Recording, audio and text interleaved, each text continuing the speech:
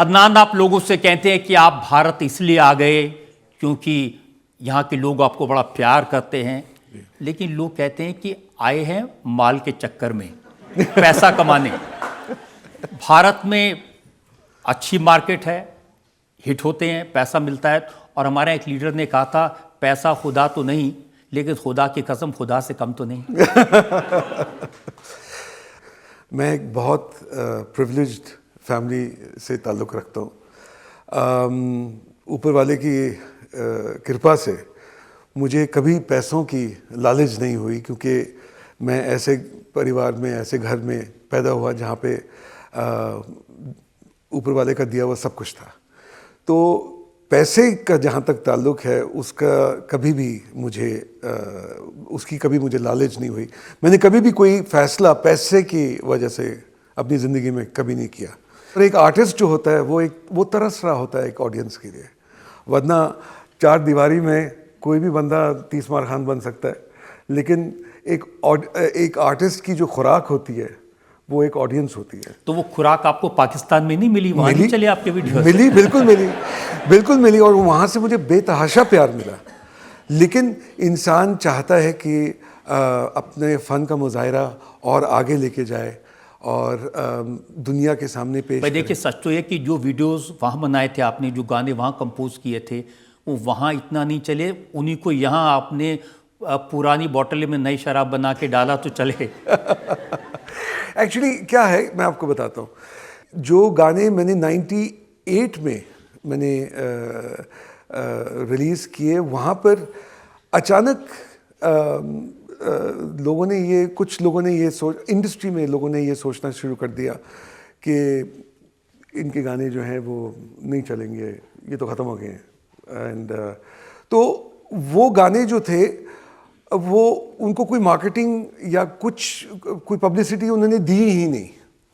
और वो एल्बम जो थी गानों की, वो रिलीज़ हुई, और कब रिलीज़ हुई, कब चलेगी, किसी को कुछ खबर ही नहीं थी। मैं बहुत मायूस हुआ, मैं कनाडा में था उस वक़्त।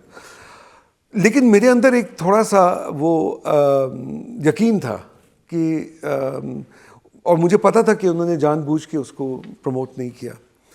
तो मेरी फिर जब आशा जी से फिर बात हुई, मैंने आशा जी को कहा, मैंने कहा आशा जी, मैं दोबारा से मैं बड़ा मायूस हुआ हूँ, यहाँ पे मुझे कोई नहीं दी, मतलब हाँ, वो तय कर दिया कि भाई इसके साथ काम नहीं करना, फॉर वट एवर रीज़न, उनको बेहतर पता है। तो मैं लंदन में आपके साथ रिकॉर्ड करना चाहता हूँ। तो उन्होंने कहा कि सामी, लंदन में किस लिए रिकॉर्ड करना चाहते हो? मैंने कहा जी वो वहाँ पे मैं लोगों को जानता हूँ। उन्होंने कहा कि देखो, अगर तुम वाकई एक नई चीज़ करना चाहते हो तो तुम मुंबई आओ, क्योंकि ये कैपिटल है हिंदी म्यूज़िक का, और जो चीज़ यहाँ पे पॉपुलर होगी वो पूरी दुनिया में जाके फैलेगी, और this is the place to come. तो मैं बोरिया बिस्तर उठा के मैं पहुँच गया मुंबई, और आशा जी ने मेरा बड़ा ख्याल रखा, उनकी बल्कि पूरी फैमिली ने बहुत ख्याल रखा मेरा। और मुझे आर.डी. बर्मन जी के घर में उन्होंने मुझे ठहराया, और जो मैं बहुत खुशकिस्मत था। It was like being in a music temple. वो गाने थे जो वहाँ पे नहीं चले, जिन्होंने रिजेक्ट कर दिए, कभी तो नज़र मिलाओ, भीगी भीगी रातों में, लिफ्ट करा दे। ये सब गाने जो थे पहले के रिलीज़ हुए थे, और फिर अचानक यहाँ पे जब रिलीज़ हुए तो जो मार्केटिंग हुई, तो द रेस्ट इज़ हिस्ट्री। जिस तरह से लोगों ने मुझे गले लगाया और प्यार दिया, वो मिसाल है, और वो इतना प्यार मैंने अपनी ज़िंदगी में कभी मैं सोच नहीं सकता। लेकिन पाकिस्तान में तो बहुत बड़े बड़े कलाकार, नुसरत फ़तेह अली खान साहब, मेहदी हसन साहब, रेशमा जी, ये सब पाकिस्तान में पनपे। बिल्कुल, लेकिन यहाँ पे आके ज़्यादा मशहूर हुए, ये भी तो हकीकत है। और यहाँ पर उनकी जो मकबूलियत थी वो दुगनी चुगनी हुई, इसमें कोई शक नहीं है। क्योंकि देखिए, एक चीज़ तो आप